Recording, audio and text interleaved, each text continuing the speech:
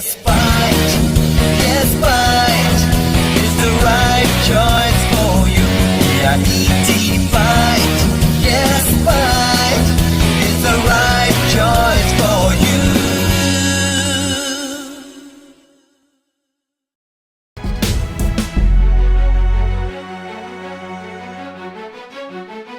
दिल्ली के सफदरजंग अस्पताल में उपचाराधीन हाथरस के दलित समाज की बेटी आखिर जिंदगी की जंग हार गई। सामूहिक बलात्कार की शिकार पीड़िता ने मंगलवार सुबह दम तोड़ दिया। बेटी की मौत की खबर सुनते ही दलित समाज से जुड़े सामाजिक संगठनों के लोग भारी संख्या में अस्पताल पहुंचे। वहीं कुछ राजनीतिक दलों के नेता भी पीड़ित परिवार को ढांढस बंधाने पहुंचे। यूपी की इस निर्भया को न्याय दिलाने के लिए सामाजिक राजनीतिक नेताओं के साथ साथ मुख्य धारा का मीडिया भी देर रात तक अस्पताल परिसर में डटा रहा। सफदरजंग अस्पताल में जुटे ये दलित समाज के लोग हैं जो यूपी की निर्भया को न्याय दिलाने के लिए दोषियों को सजा देने की मांग कर रहे हैं। दरअसल विगत 14 सितंबर को हाथरस जिले के गांव बुल्लाखेड़ी के वाल्मीकि परिवार की 19 वर्षीय बेटी के साथ कुछ दबंगों ने सामूहिक बलात्कार करने के बाद उसके साथ बुरी तरह से मारपीट की, उसकी रीढ़ की हड्डी तोड़ दी, उसकी जीभ काट डाली। हैवानियत की शिकार दलित युवती को सोमवार को अलीगढ़ से दिल्ली लाया गया तथा जहां मंगलवार सुबह इलाज के दौरान उसकी मौत हो गई। दलित बेटी को इंसाफ दिलाने उसके परिजनों के साथ समाज के लोग भी देर रात तक अस्पताल परिसर में हंगामा करते रहे।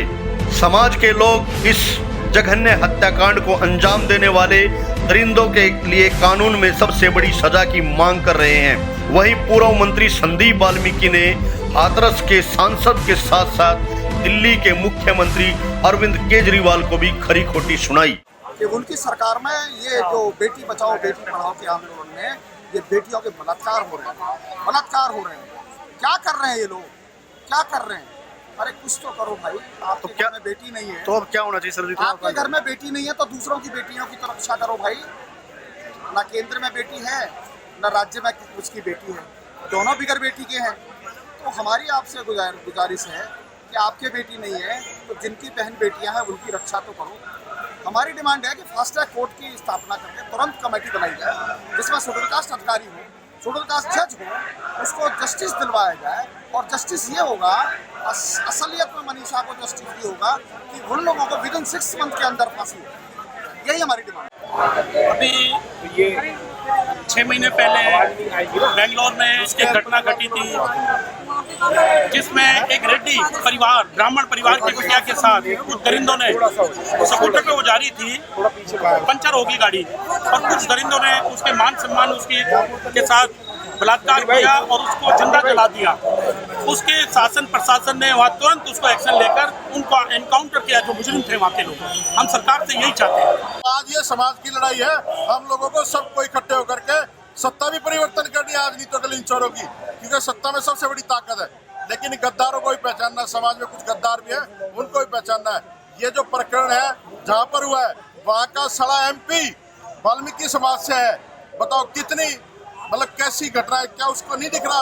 उसको इस्तीफा दे देना चाहिए अपने पद से। और वो गए भी नहीं वहाँ पर, जब सामाजिक लोग वहाँ पर गए, जब वो लोग वहाँ पर पहुँचे।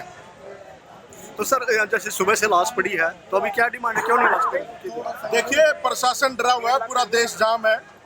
ये घटना सबके घरों तक पहुँच चुकी है, ऐसा नहीं है कि ये घटना नहीं पहुँची है। तो आज हम लोग ऐसे नहीं जाएंगे दिल्ली की सड़कों से, या तो इंसाफ मिलेगा और यहाँ पर आके दिल्ली का मुख्यमंत्री जवाब दे कि साला यहाँ पर जो तुम लाए थे तो लड़की की हालत क्या जिंदा थी या मरी हुई लेके आए थे वहाँ से ये लोग। तो बताए दिल्ली का मुख्यमंत्री अरविंद केजरीवाल यहाँ पर आके कि वाल्मीकि समाज के साथ हमेशा धोखा क्यों होता है? मैं किसी से हूँ, मैं तो इतना जानती हूँ कि एक मैं समाज से हूँ, मैं भी एक लेडीज हूँ, मेरी भी बेटी है।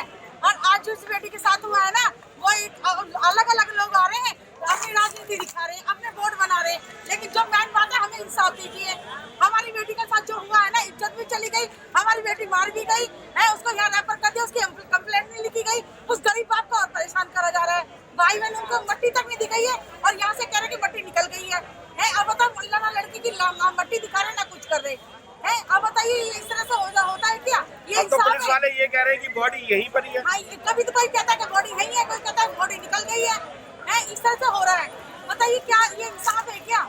हैं, जिन्होंने ऐसा किया उनको सजा दो, उनका कहता फांसी दो।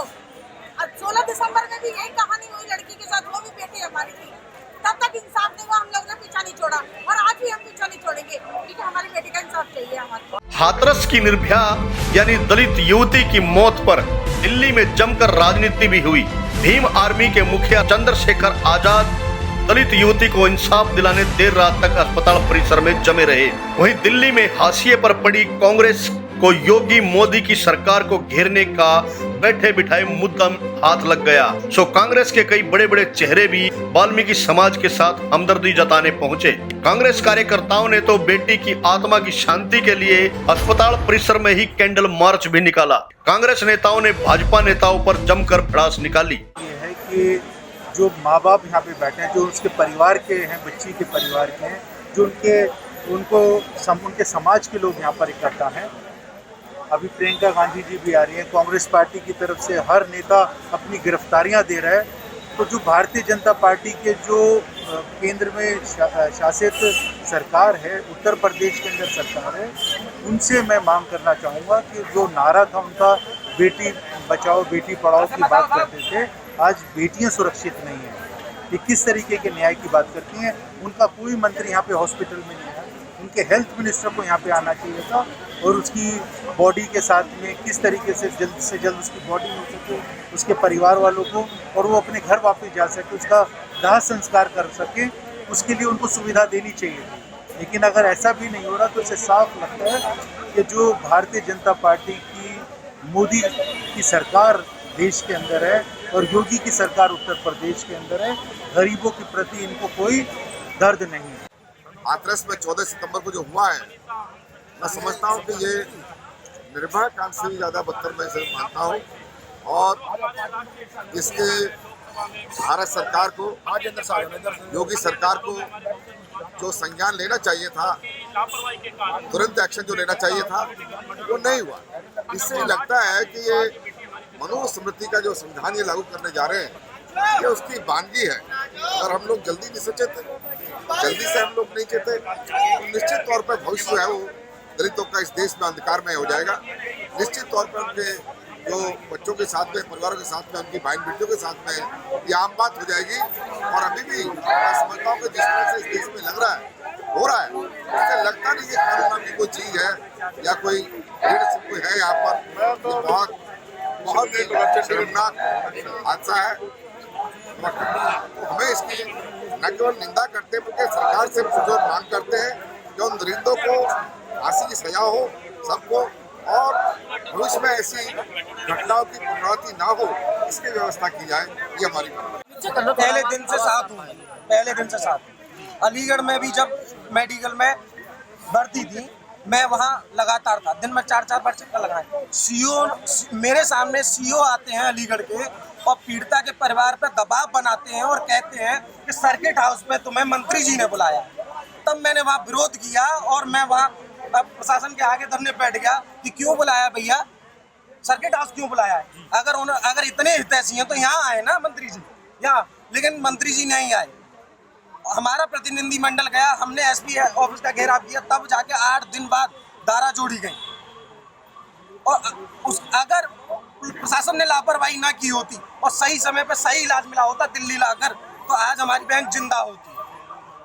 FIR में धाराएं तक नहीं जोड़ी गई, एक एक करके उनको, पहले एक ही व्यक्ति के नाम FIR दर्ज करी गई थी और एक एक करके लोगों पर हमने लगातार थाने पर, कलेक्ट्रेट पर, एसपी ऑफिस में धरने दिए, तब जाके एक एक करके अपराधी पकड़े। हाथरस की बेटी के साथ हुई हैवानियत ने एक बार फिर दिल्ली के निर्भया कांड की यादों को ताजा कर दिया है। जिस प्रकार निर्भया के दोषियों को सजा दिलाने के लिए पूरा देश सड़क पर था, चूंकि बलात्कार करने वाले वैसी दरिंदों की कोई जात या धर्म नहीं होता, इसलिए सभी देशवासियों को एक बार फिर जात पात व ऊंच नीच के भेदभाव को छोड़कर उत्तर प्रदेश की इस निर्भया के लिए भी सड़कों पर आना होगा।